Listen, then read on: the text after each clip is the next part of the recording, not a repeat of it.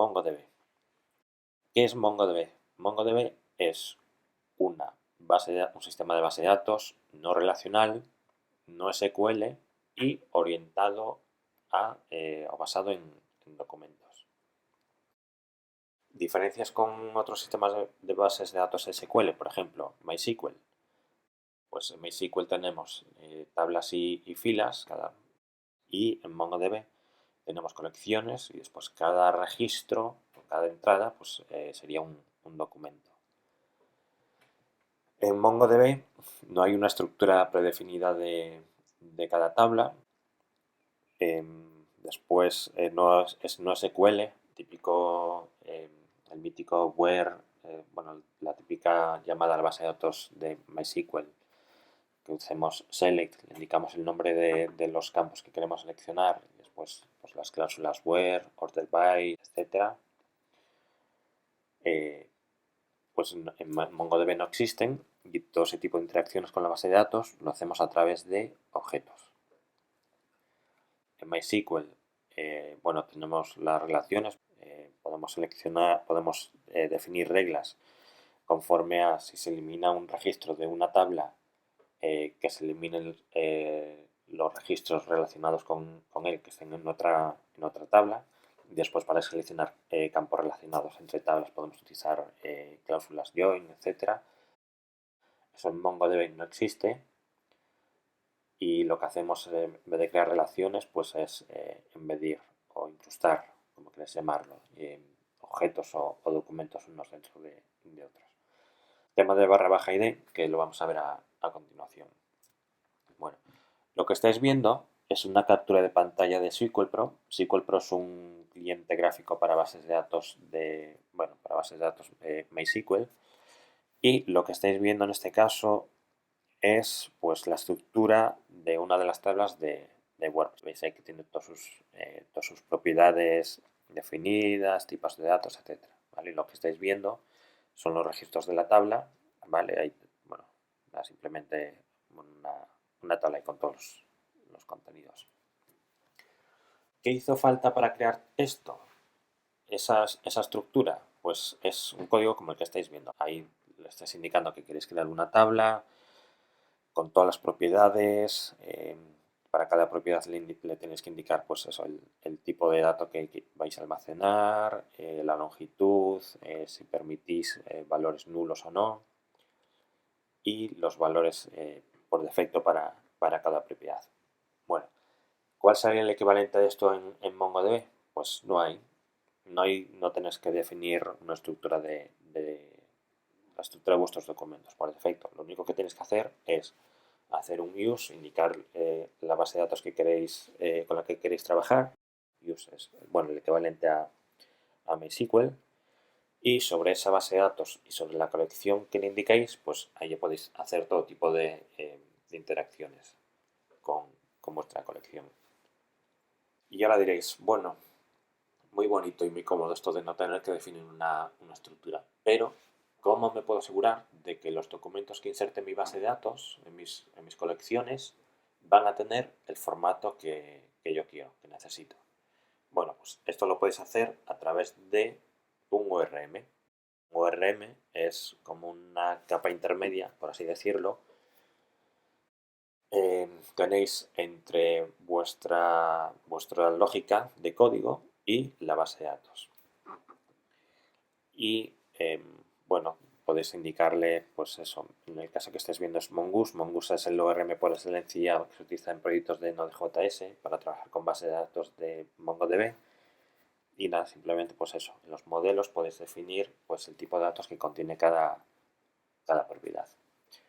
Y en el momento de insertarlos, pues en este caso, si la propiedad name tiene un número entero, decimal o cualquier otro tipo de formato distinto a una cadena de texto o string, pues va a fallar la validación y nos va a dejar insertar ese documento. Lo que estáis viendo ahora mismo es una representación de un documento. Es una propiedad título, descripción, fecha, total asistentes, etc. Y bueno, como veis podéis eso, almacenar cadenas de texto, fechas, números enteros, números decimales, arrays, objetos dentro de arrays, etc. Importante sobre esto, un par de cosillas. Lo primero, no es un objeto JSON.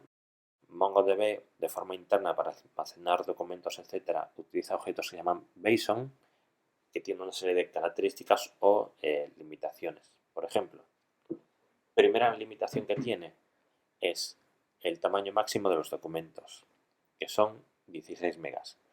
Si necesitáis almacenar documentos mayores a 16 megas, hay una cosa que se llama GridFS, que os va a permitir pues, almacenar documentos mayores de 16 megas. Os va a servir también para almacenar archivos y os va a permitir ahí trabajar con archivos directamente. ¿Vale? Y bueno, después aquí la documentación, que os dejaré los enlaces en la descripción del vídeo, pues ahí os dice más ventajas, ¿no? De que podéis tanto tener los archivos duplicados de forma geográfica a través del sistema de réplicas de Mongo. Y otra cosa importante, otra limitación importante es el tema de los documentos o los objetos o los arrays que podéis tener embedidos o anidados. Y es que podéis tener, hay un límite de 100. Vale, si necesitáis más de 100 anidaciones, pues ahí lo que habría que hacer sería pues, mirar o de cambiar la estructura de vuestros documentos. Y bueno, veíamos en el documento anterior que hay una propiedad, es una propiedad que se llama /id, que la vamos a ver a continuación. Bueno, para las demostraciones de código y tal, yo voy a utilizar Mongoose, Mongo Booster o NoSQL Booster, que es un cliente gráfico para trabajar con MongoDB. Los métodos de las colecciones que voy a utilizar ahora, no os preocupéis porque los voy enseñando más adelante en el vídeo. Pero nada, simplemente es para enseñaros cómo funciona la propiedad esa, /id. Nada, simplemente lo que voy a hacer va a ser insertar un documento con un saludo y que me muestre el resultado. Bueno, este es el documento que acabamos de insertar. Ahí está el saludo y, como veis, nos ha creado automáticamente esta propiedad. Se llama /id.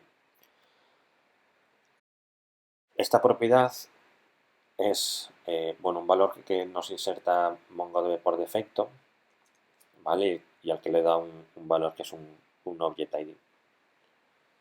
Vale, esto es como como las claves primarias. Bueno, el típico ID que insertamos o que definimos por defecto en MySQL, ¿vale? Es un valor que nos va a ayudar a identificar de forma unequívoca a un documento dentro de nuestra base de datos. Y eso por defecto, pues le da un valor que es un Object ID que ahora vamos a explicar. Y digo por defecto, perdón, porque eso le va a dar un Object ID, pero nosotros podemos darle cualquier otro valor. Pero bueno, eso lo vamos a ver a continuación. Bueno, ¿qué es un Object ID? Pues es un tipo de datos de MongoDB que, bueno, es una cadena de texto hexadecimal, como la que estáis viendo ahora. Y diréis, bueno, ¿cuál es la lógica o de qué se compone este valor hexadecimal o este Object ID? Bueno, se compone de tres cosas. Lo primero es de 4 bytes, que son los segundos desde la época de Unix, 5 bytes aleatorios y 3 bytes que son un contador empezando desde un valor aleatorio. Por ejemplo, varios Object ID creados uno a continuación de otro, pues los que estáis viendo, ¿no? Hay por ahí, pues eso, si os fijáis al final de todo, pues eso, es un contador aleatorio empezando desde cualquier valor y como veis cada vez que generamos un Object ID, pues nos devuelve ahí bueno, el contador va cambiando automáticamente. Vamos a verlo, por ejemplo, en Mongo Booster. Y vamos a generar aquí, por ejemplo, 10 Object IDs. ejecutar y bueno, eso simplemente nada, para que sepáis que podéis utilizar Object IDs no simplemente para cuando almacenáis los documentos, sino en cualquier otro momento. Más cosillas. Bueno, ¿qué se puede hacer con esto de los Object IDs? Pues los Object IDs, ya que están formados en parte por los segundos desde la época de Unix, podéis hacer algo como lo que estáis viendo. Tienen un método que se llama getTimestamp, que os va a devolver cuándo está creado ese Object ID. ¿Qué podéis hacer con esto? Podéis hacer lo siguiente. Por ejemplo, timestamp.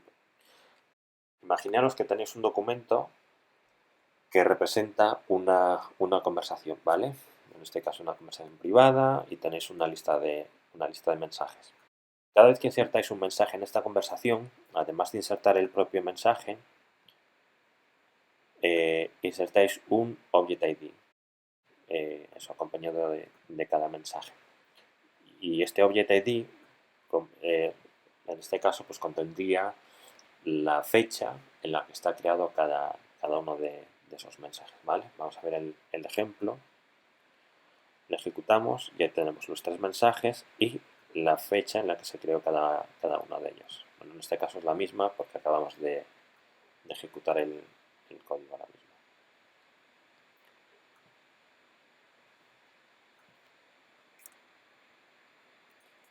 Y lo que decíamos antes, que se trata de la propiedad _id puede tener cualquier valor que le demos nosotros, ¿vale? No tiene por qué ser un Object ID. Podemos utilizar pues números enteros, números decimales, cadenas de texto, etc.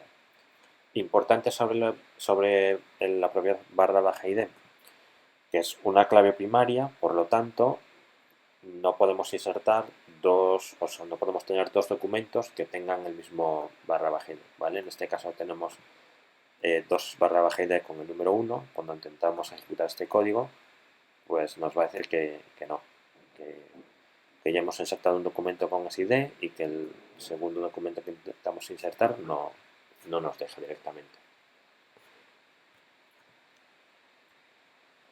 Bueno, seguimos. Métodos de colecciones. ¿Cómo interactuar con nuestras colecciones? No os asustéis, hay 47 métodos, creo que son.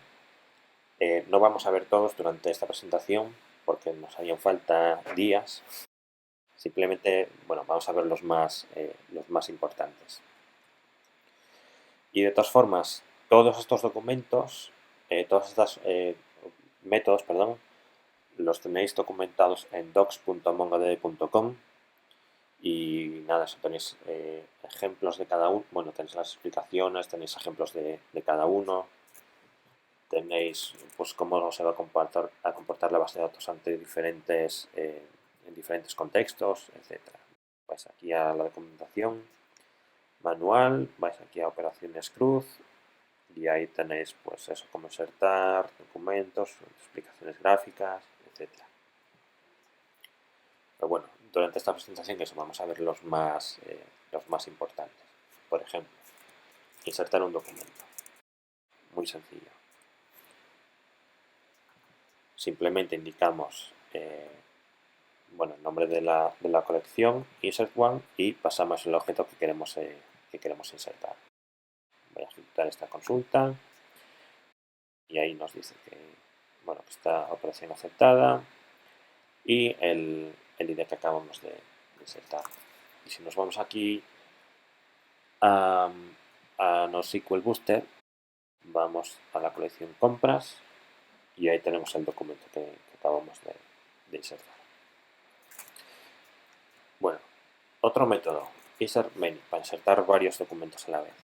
Pues es exactamente lo mismo, pero en vez de pasarle el objeto directamente, le pasamos un array y cada elemento del array pues es un documento que queremos insertar. Bueno, aquí al principio de todo, nada, simplemente decirle que queremos eliminar que queremos hacer un drop a la colección, ¿vale? Simplemente para dejarla limpia y insertar estos documentos en una colección limpia. Están nuestros documentos insertados. Vale. ¿Cómo buscar documentos? Bueno, hay varios métodos. Find, simplemente con un parámetro, ¿vale? Que es, bueno, el documento que queremos buscar. Aquí, por ejemplo, queremos decir, busca las compras realizadas en la ciudad de Ourense. Damos y nada, simplemente pues eso, nos devuelve los documentos cuya ciudad sea Ourense. Muy sencillo. Y vemos que nos devuelven pues eso, dos documentos y nos devuelve el documento entero. Después podemos al método find podemos indicarle la proyección, ¿vale? La proyección es simplemente decirle, vale, tenemos aquí una query y a la proyección simplemente es decirle, queremos que nos proyectes simplemente la propiedad nombre cliente. Ejecutamos y nos busca los documentos en la ciudad de Ourense y simplemente nos devuelve el nombre del cliente.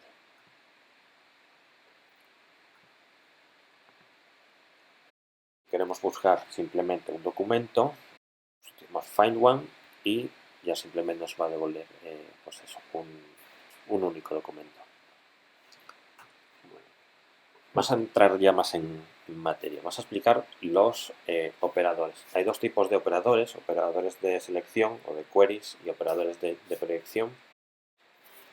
No vamos a ver todos porque hay un montón y bueno, simplemente que sepáis que los hay, cómo son y que se pueden utilizar.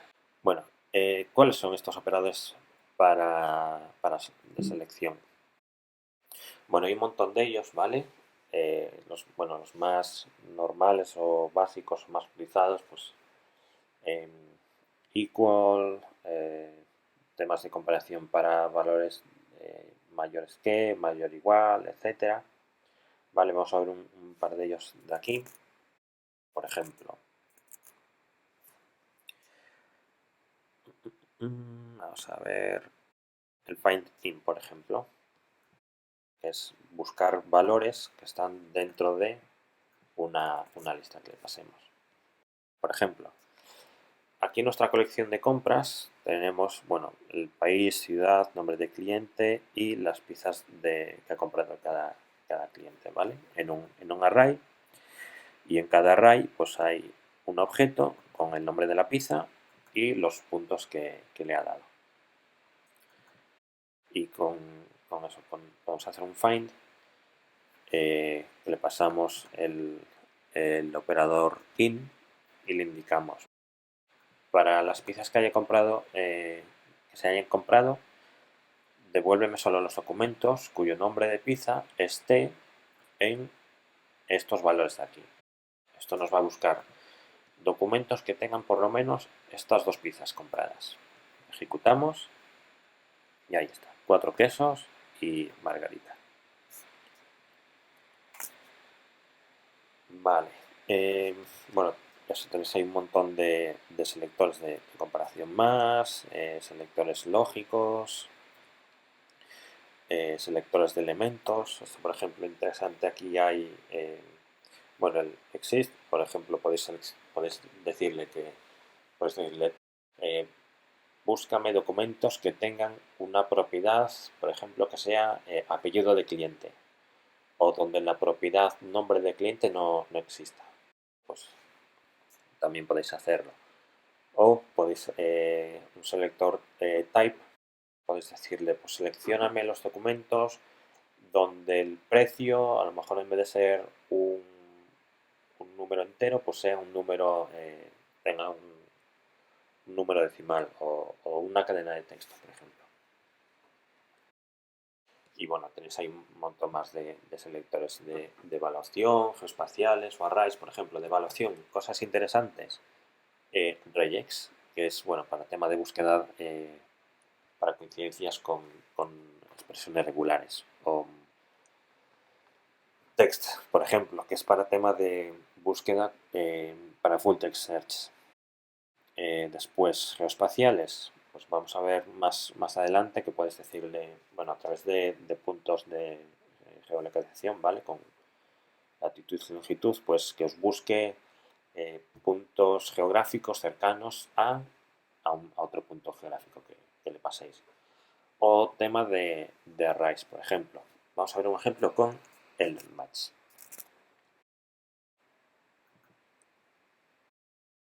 El match. Nada, simplemente pues vamos a decirle que nos busque, pues eso, donde haya una pizza de piña, por ejemplo, ¿vale? Ejecutamos y él nos devuelve todos los documentos que tenga piña. O podemos utilizar el match para buscar objetos dentro del array que, además de sabor piña, pues tenga por lo menos 5 puntos, ¿vale? Y ahí nos devuelve simplemente un documento. Y además de estos, bueno, hay temas para hacer consultas especiales a bits, indicar comentarios, etc. Y además de poder utilizar estos operadores en las consultas o en las queries, podemos utilizar operadores especiales también para la proyección. Por ejemplo, podemos decirle que simplemente nos devuelve el primer elemento de un array o la primera coincidencia, o meta, por ejemplo, para temas de full text search, pues que nos devuelva la puntuación para cada documento, ¿no? Que nos haya devuelto, para cada búsqueda de texto. O slice, que podemos decirle, pues simplemente devuélveme de los documentos que me vais a devolver, pues del array de pizzas, que simplemente devuélveme pues los 2 primeros o los 3 primeros elementos del array. Bueno, vamos a utilizar elEndMatch nuevamente para proyecciones. Y aquí simplemente lo que vamos a hacer es decirle que nos busque todas las compras, ¿vale? No indicamos nada en especial en nuestra query, pero a la hora de los resultados que me vas a devolver, simplemente me vas a devolver las coincidencias de piña en esos arrays. Entonces nos va a buscar todos los documentos.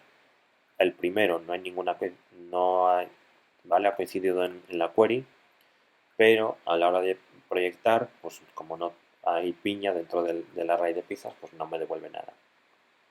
No como en los otros dos documentos. Muy bien, seguimos. Bueno, y después temas de actualizaciones. Muy importante. Para actualizar un único documento, nada, muy sencillo, con update one. Por ejemplo, vamos a decirle que nos muestre antes de nada, antes de hacer esto, los documentos con Ciudad Madrid. Tenemos uno con el nombre de cliente Juan, bueno, serie de pizzas, precio, fecha, etc. Bueno, imaginar que queremos actualizar este documento, ¿vale? Y decimos, bueno, yo quiero actualizar este documento para que el nombre del cliente sea Juan Manuel, en vez de Juan secas. Ejecutamos. Bueno, ahí nos dice que ejecutó eso y ahora le decimos que nos muestre la lista de compras. Y aquí vemos que se ha cargado todo nuestro documento. ¿Por qué pasa esto? Porque lo que estamos indicando en esta llamada a update es que busque los documentos que sean Ciudad Madrid y que reemplace el contenido por lo que le pasemos como segundo parámetro. Y lo que hay que hacer en este caso es utilizar un operador de actualización, ¿vale? Que vais a ver que hay un montón de ellos, pero bueno, vamos a ver simplemente dos, ¿vale? Bueno, en este caso lo que habría que hacer sería utilizar el operador de actualización set.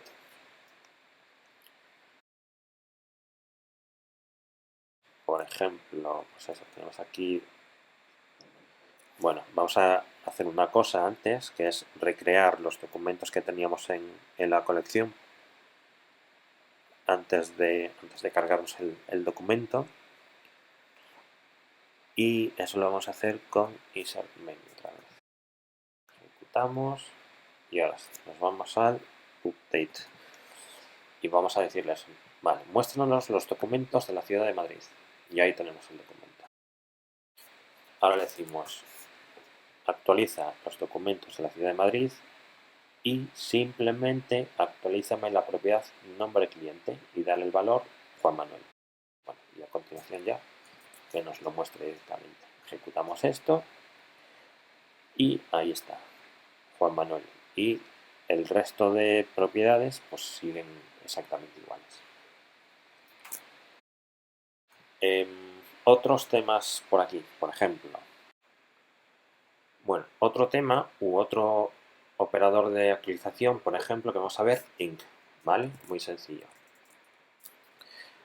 Inc lo que va a hacer va a ser incrementar un valor numérico con el número que le indiquemos. Bueno, por ejemplo, vale, aquí lo que estamos seleccionando es, bueno, el primer parámetro es la query, como siempre, y le estamos indicando que queremos actualizar los documentos que tengan Ciudad Madrid y el nombre de la pizza que sea pepperoni.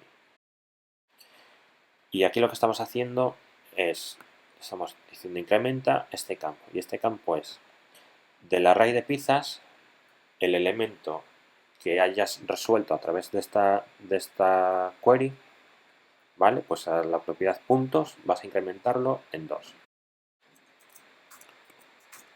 Ejecutamos y ahí tenemos 4 puntos y volvemos a ejecutar 6, 8, etc. Muy sencillo.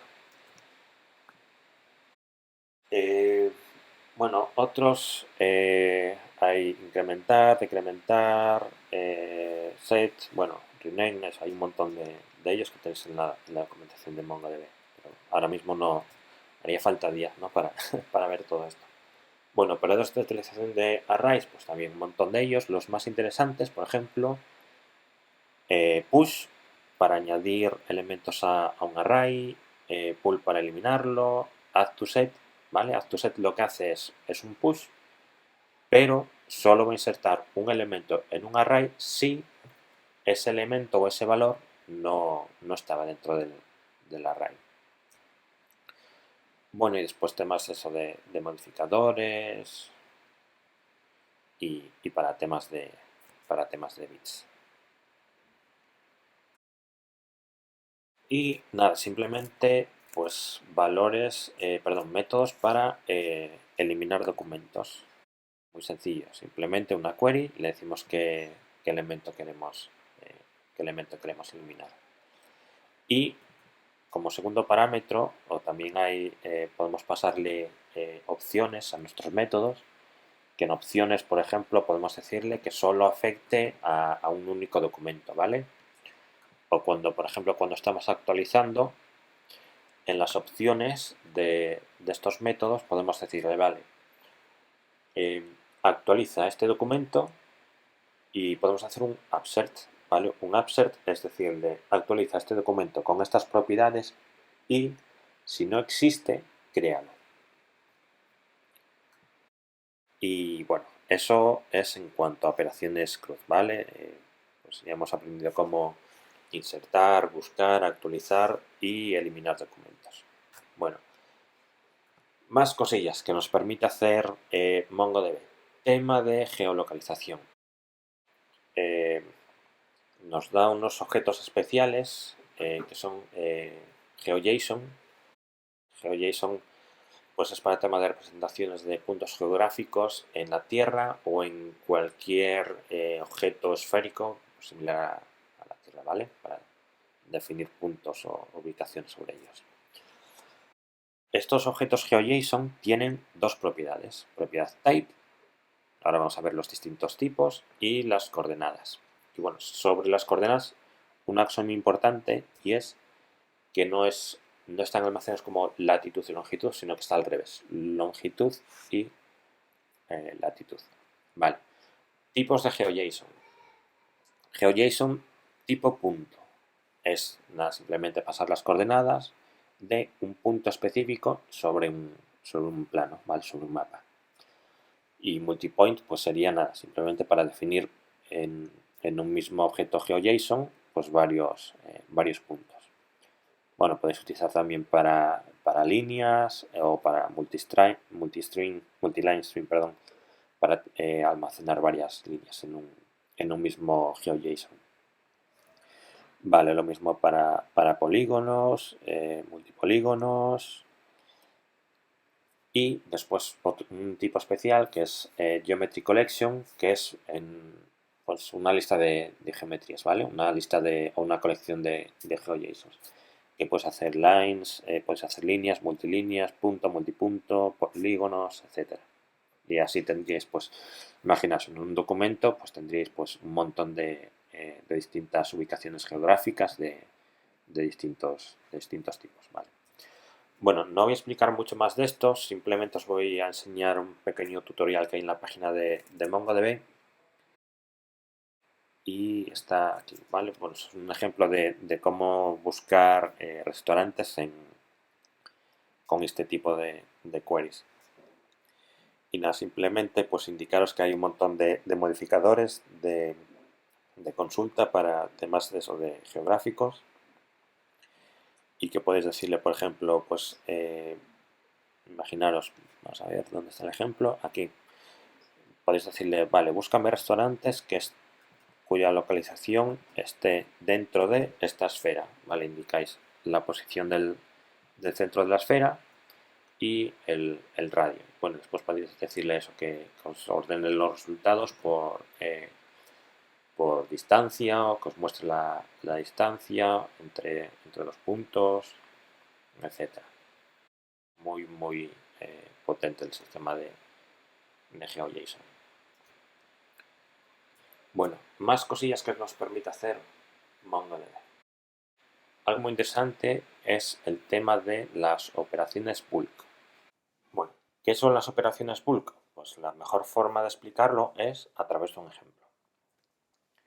Bueno, imaginaos que tenéis vuestra aplicación, vuestra base de datos en MongoDB y un servicio de terceros que os va a devolver pues, un listado de artículos o de productos y el precio de cada uno de ellos. Bueno, ¿qué tenéis que hacer con esto? Es dos cosas. Primero, almacenar todos esos productos y después, cada X tiempo, pues actualizar los precios de esos productos en vuestra base de datos, ¿vale? Bueno, ¿cuál sería la operación normal o la forma de trabajo habitual de esto? Pues es vuestra aplicación, pedís la lista de productos, os devuelve ahí un listado con 20 productos, lo que sea, y después, pues, vais haciendo actualizaciones en vuestra base de datos, por ejemplo. Pues eso, en un bucle, por ejemplo, le decís, vale, para el producto da el precio de 1, producto B, 2, producto C, 3, producto D, tal. Y llegáis al último y eso, pues a lo mejor en este caso no, porque son pocos productos, ¿vale? Pero imaginar que tenéis una lista de 100 o de 1000 o de 5000. Problema de esto, que habéis hecho 5000 peticiones en la base de datos, algunas ha podido caer o se habrá podido interrumpir por toda la cantidad de peticiones que estáis haciendo y después, bueno, temas de optimización, ¿vale? Si la aplicación no está muy optimizada o si el servicio de terceros no está muy optimizado o si tenéis problemas con la base de datos, pues puede haber ido mucho más lento, ¿vale? Y el problema no es simplemente esto, sino que además de haber hecho, por ejemplo, yo que sé, 1000 operaciones, no es simplemente que hayas hecho 1000 operaciones, es que has hecho 1000 peticiones a la base de datos y has tenido que esperar la respuesta para cada una de ellas, ¿vale? Y a lo mejor algo que te pudo haber llevado 1 minuto, pues a lo mejor te ha llevado, pues imagina, 5 horas, ¿vale? O el tiempo que sea. Bueno, Mongo para esto nos propone o nos da la posibilidad de utilizar operaciones bulk.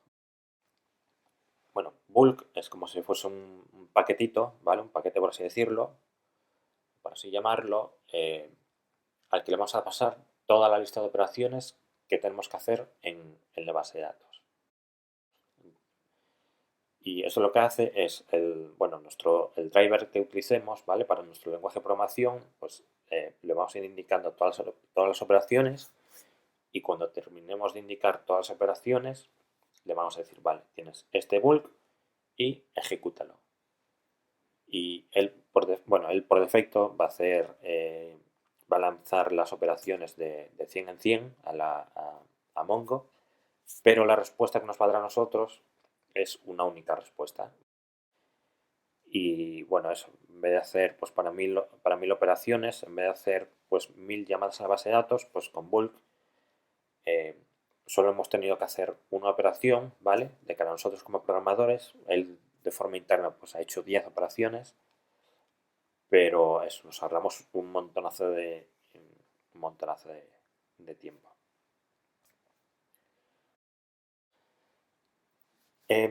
Bueno, ya hemos visto cómo hacer consultas a la base de datos, escrituras, lecturas, actualizaciones, etc.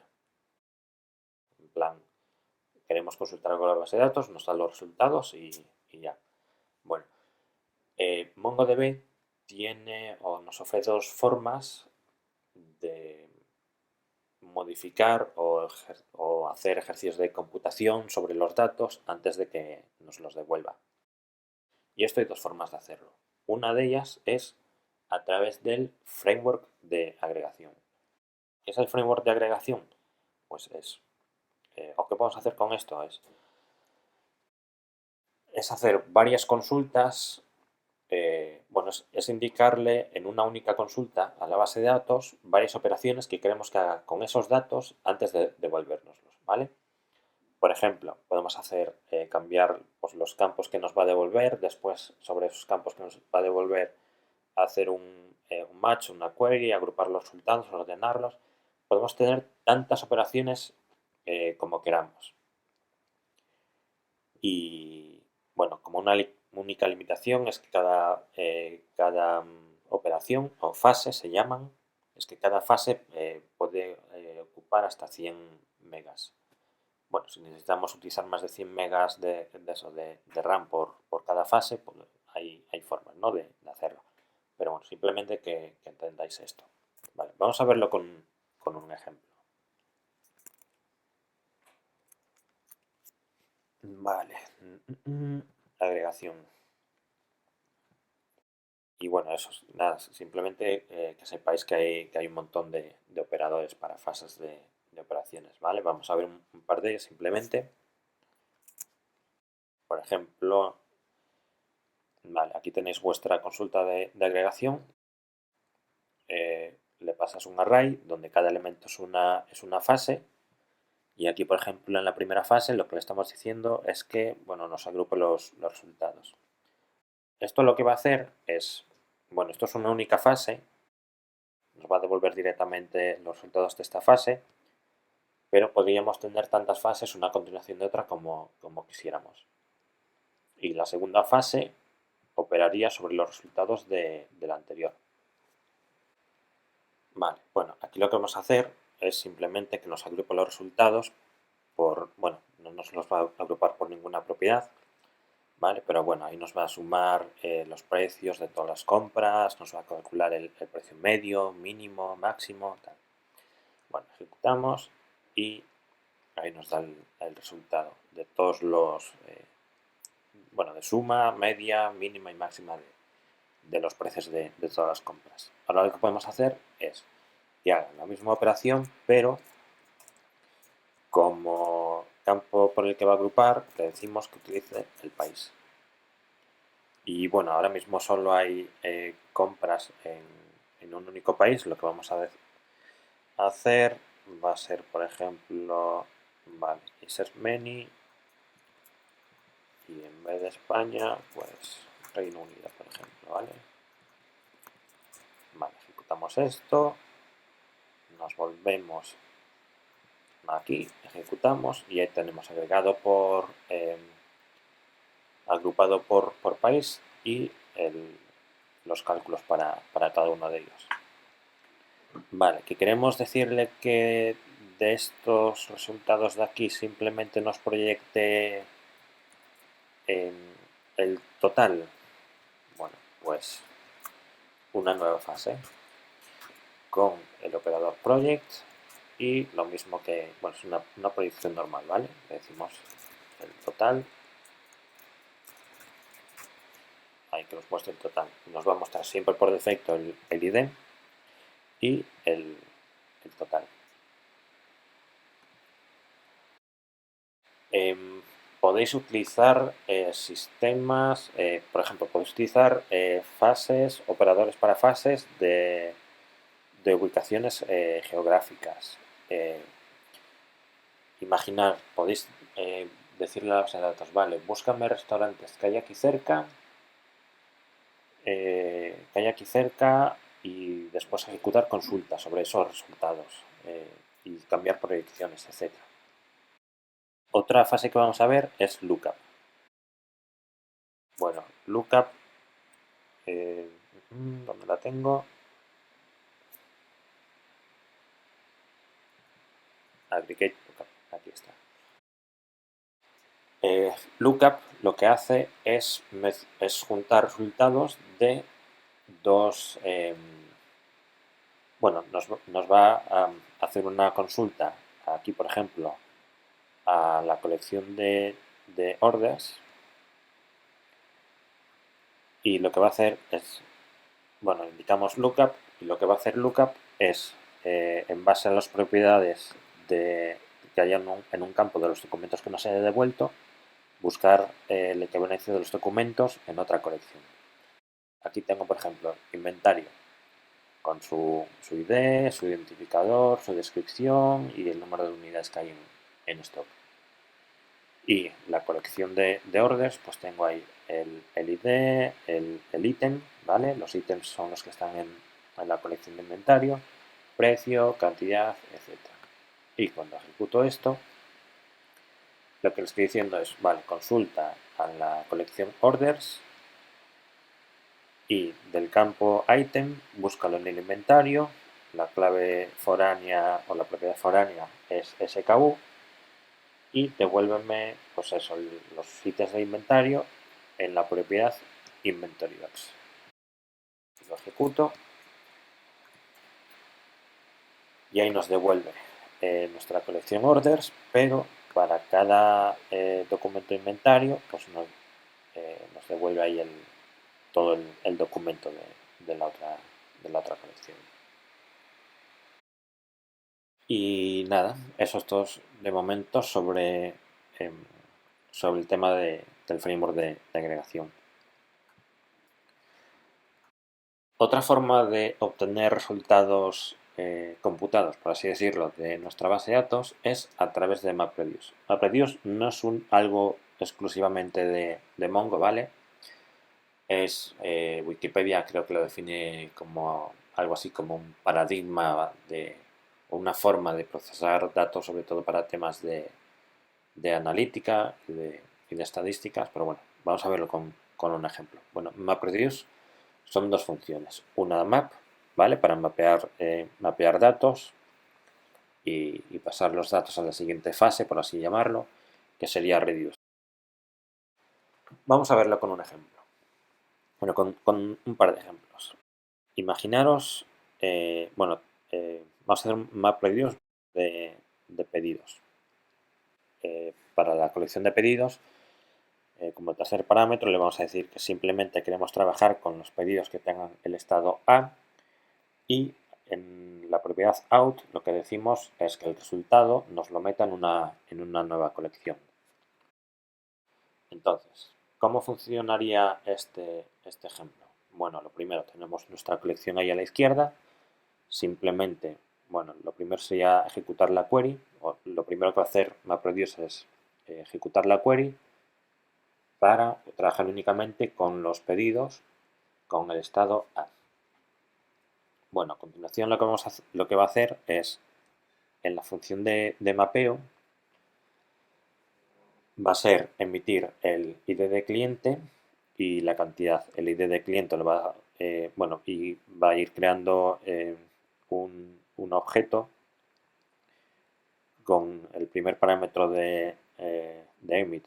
Lo va a dejar como clave y después cada cantidad pues lo voy a ir metiendo dentro de un array.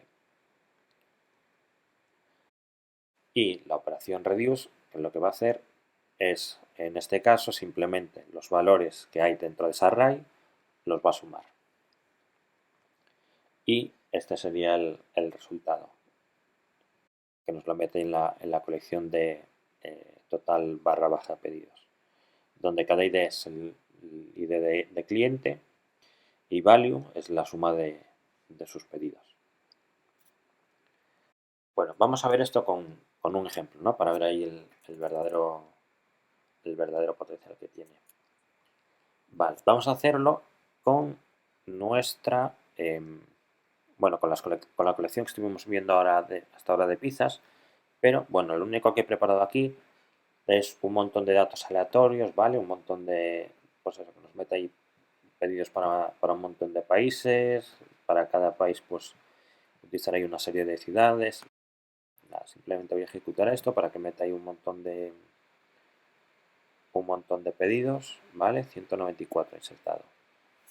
Muy bien, pues vamos aquí a verlos a la lista de compras. Bueno, he insertado más de 194, por lo que estoy viendo. 582 hay ahora mismo en la base de datos. Y nada, simplemente pues, bueno, que veáis, ¿vale? El país es aleatorio, ciudad aleatoria, pizza es aleatorio, precio, ¿vale? Y ahí están todos nuestros documentos, ¿vale? Nuestro historial de compras, por así decirlo. Y ahora lo que quiero que veáis es esto. Bueno, tenemos, nada, tres variables. La primera es el mapeo. El mapeo, o bueno, la función map. Y lo único que vamos a hacer es que, bueno, para cada documento, para las piezas que tiene cada documento, vamos a emitir, bueno, no vamos a emitir ningún ID, simplemente vamos a emitir el nombre de la pizza. De la opción de la función de reduce, lo que vamos a hacer es que nos coja los sabores de las pizzas y que nos cree un objeto con el, bueno, con el número de coincidencias. Y vamos a ejecutar esto. Bueno, aquí, perdón, aquí en opciones, out inline, esto lo que va a hacer es que cuando ejecutemos nuestro MapReduce no va a insertar los resultados en una colección, sino que nos los va a devolver directamente. Bueno, aquí tenemos nuestro resultado del MapReduce que acabamos de hacer, que es básicamente una suma de cada uno de los sabores de las pizzas para toda nuestra colección de pedidos. Bueno, vamos a hacer esto más interesante. Y ahora quiero que me devuelva o sea, que me ejecute la misma lógica, pero quiero que me lo haga por país. Bueno, pues le decimos que emita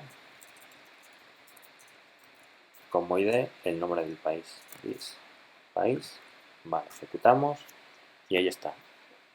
Ahí tendríamos bueno, los números de pizza por sabor contabilizados para cada país.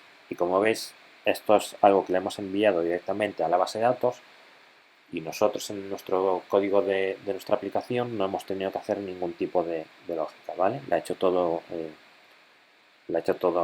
ocurrido todo en los servidores o en el servidor de nuestra base de datos. Más cosillas interesantes sobre esto es que la función map no tiene que devolver nada. ¿Qué quiere decir esto? Que podemos hacer tantos emits como queramos. Ahora imaginaros que además del país queremos saber estos detalles por el país y por la ciudad. Pues vamos a decirle que emita el nombre del país, un guión y el nombre de ciudad. Y la versión simplemente del país la dejamos. Bueno, ejecutamos esto y aquí tenemos todas las estadísticas por país y por ciudad de toda nuestra colección de pedidos. Simplemente con hacer una llamada a la base de datos ya nos ha creado todo este resultado a través de MapReduce. Y por último es que si este resultado, en vez de decir que nos lo devuelva directamente, le decimos que nos lo meta en una colección nueva, por ejemplo, yo que sé, ventas, le decimos que ejecute esto, nos devuelve los resultados, pero en nuestra base de datos se ha creado una nueva colección, ventas, con todos estos resultados. ¿Para qué nos sirve esto? Pues nos serviría, por ejemplo, imaginaros que ejecutáis este código todos los días a las 2 de la mañana, ¿vale? Que es cuanto menos gente hay utilizando la aplicación. Ejecutáis este código y en la mañana siguiente el departamento comercial o vuestro jefe o ventas o quien sea resulta que hace una petición a la base de datos y le devuelve pues toda la analítica ya calculada. Y bueno, podéis pasar esto directamente a un sistema de gráficas y ya tendréis ahí todas las gráficas montadas todas las mañanas sin que ningún cliente se haya enterado de que estabais haciendo una operación intensa en la base de datos ni nada de eso. Y nada, esto es de momento sobre MapReduce. Y nada, para terminar simplemente dos cosas. No vamos a verlas en detalle, pero bueno, para que sepáis que existen, para qué existen y bueno, cómo podéis utilizarlas. Vale, son dos cosillas nada más. Lo primero es el log. Es el registro de operaciones de MongoDB. Bueno, es una colección en la que todas las operaciones que hagáis sobre vuestra base de datos, donde van a quedar almacenadas. Por ejemplo, imaginar que tenéis un servidor, es simplemente un sistema de base de datos de Mongo, que simplemente está en un servidor. Bueno, en este caso no tendría mucha utilidad el registro de operaciones porque todo lo que hagáis en la base de datos va a quedar ahí almacenado. Pero imaginar que vuestra base de datos está distribuida a través de varios servidores físicos. Bueno, ¿qué pasa si estáis haciendo operaciones en uno y de repente uno se cae? Bueno, pues con Oplog es un historial de las operaciones, de forma que si uno se cae, en el momento que lo deis repuesto, ¿vale? Pues se va a sincronizar otra vez la lista de operaciones con él. No vamos a verlo en profundidad, primero de todo porque no es agradable a la vista siquiera, pero bueno, simplemente eso, que preguntarnos para qué nos sirve esto a nosotros como programadores. Bueno, nos sirve para varias cosas. Lo primero, bueno, además de para asegurarnos de que los servidores van a estar sincronizados entre ellos, ¿vale? Que van a estar todos los datos disponibles en todos ellos, aunque uno de ellos se caiga, para varias cosillas. Por ejemplo, en MySQL hay una cosa que se llama Slow Queries, ¿vale? Que es un registro de operaciones lentas. Que va a contener, por ejemplo, si hacéis una operación, si hacéis un select ahí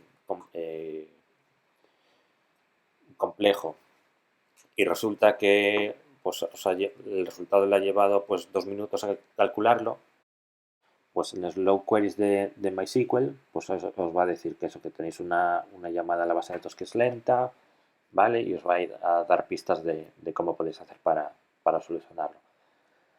Bueno, el registro Oplog de Mongo nos va a ofrecer lo mismo, ¿vale? Además de todo el historial de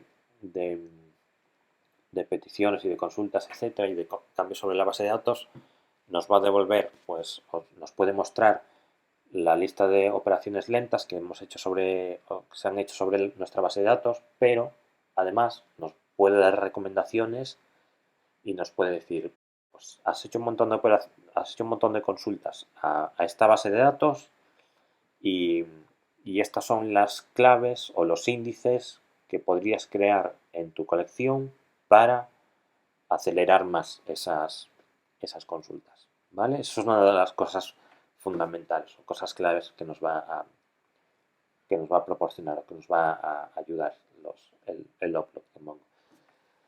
Y segunda cosa importante para que sepáis que existe, y es que upload es lo que se llama una colección capada.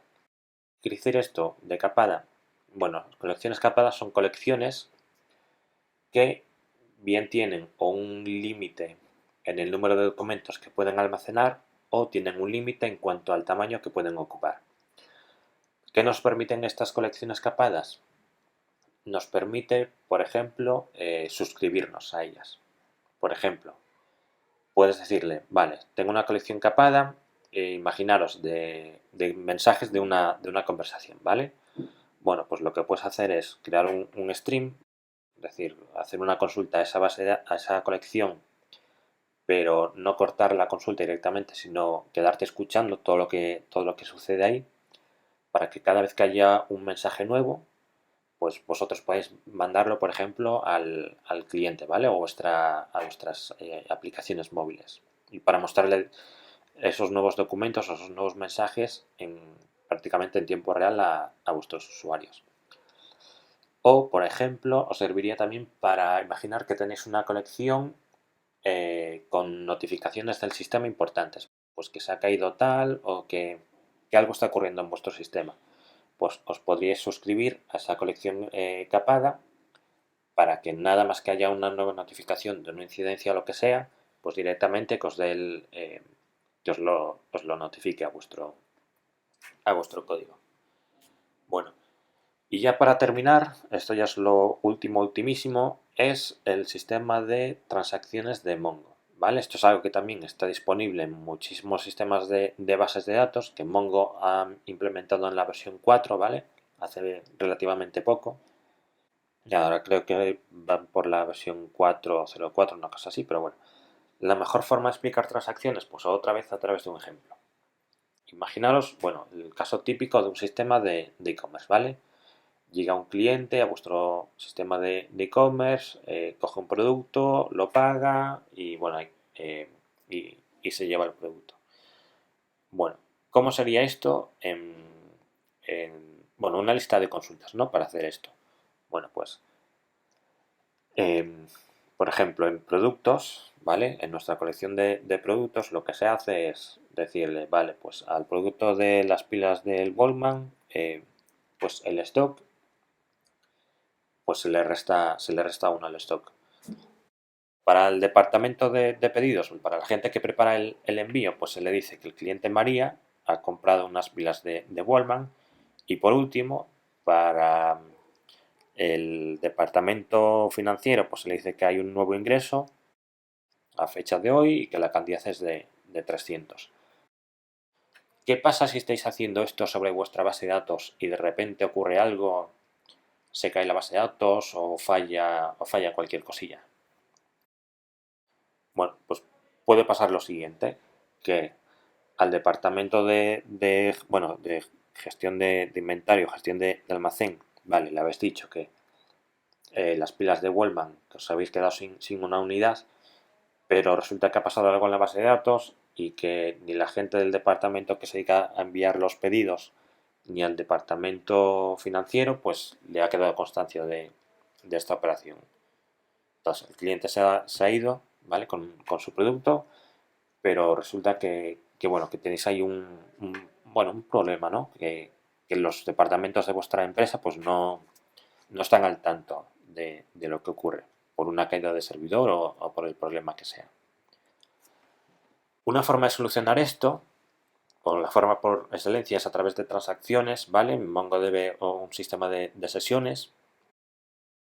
Una sesión o una transacción es básicamente decirle a Mongo, todas las operaciones que hagas desde este momento tienen que quedar registradas en la base de datos, todas ellas. Si por algún motivo alguna de las operaciones no puede registrarse o no puede quedar constancia, entonces necesito que para que no haya inconsistencias en mis datos, necesito que, por ejemplo, si te paso 3 operaciones y falla la última, necesito que los documentos que has actualizado en las dos operaciones anteriores, que los dejes como estaban, porque no puedo permitirme eso, tener problemas de datos. Y, por ejemplo, pues los 3 bloques de código que tenéis en la pantalla ahora mismo, en el primero, pues comenzamos una nueva sesión, le decimos que los cambios tienen que ocurrir por lo menos a la mayoría de los servidores, ¿vale? Le pasamos la lista de operaciones que queremos hacer y por último le decimos que haga un commit de nuestros cambios, que ejecute esas peticiones o esas consultas a la base de datos. Bueno, podemos decirle ahí, indicarle el número de reintentos que haga para cada operación, etcétera. Y por último, que si ese commit o el ejecutar esas operaciones falla, pues que nos devuelva, que aborte la transacción, es decir, que deje los documentos tal cual estaban y que nos devuelva un error para notificarlo pues a quien sea y decirle al cliente, perdona, pero no ha ocurrido algo, para volver a intentarlo o lo que sea. Y nada, bueno, decir que eso, documentación de Mongo en docs.mongodb.com, tenéis pues eso, tenéis documentación pues os explican qué es cada cosa, con ejemplos, con distintos casos según vuestro contexto. En mongodb.com/blog tenéis ahí un montón de noticias, de nuevas características de la base de datos, ejemplos, cómo hacer migraciones, etcétera. Y además de esto, tenéis una cosa muy chula que es la Universidad de MongoDB, que no la tengo abierta por aquí. La Universidad de MongoDB, que son cursos, certificaciones oficiales, tanto para, bueno, según el lenguaje de programación que utilicéis, si sois programadores o, bueno, principiantes o gente de administradores, y ahí tenéis un montón de cursos y de certificaciones. Y, bueno, Mongoose, eso, mongoosejs.com para el tema del ORM para Node.js. Y ya está, nada, espero que os haya gustado el vídeo, que os haya aportado algo de valor. Si tenéis cualquier consulta o algo, podéis dejarlo en los comentarios. Y eso es todo. Hasta la próxima.